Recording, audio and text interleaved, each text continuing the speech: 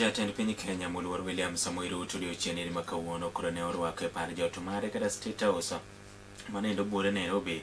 Jatend piny Mozambique Daniel Chapo kama koro giketo winjruok e kind piny Kenya kaachiel kod piny nendo mar Mozambique. Jotelo ariyo go katwako yango ni winjruok mantiere kindgi en manendo motegno kendo gibiro medo dhi nyime e neno ni chenro mopogore opogore dhi makare kind piny Kenya kaachiel kod piny nendo mar Mozambique.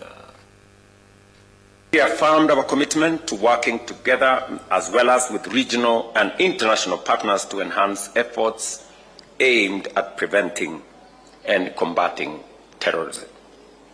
We also recognize the potential of the Africa Continental Free Trade Area and the tripartite free trade agreement in advancing our shared development priorities under the Africa Union Agenda 2063, strengthening regional integration and promoting inclusive economic growth.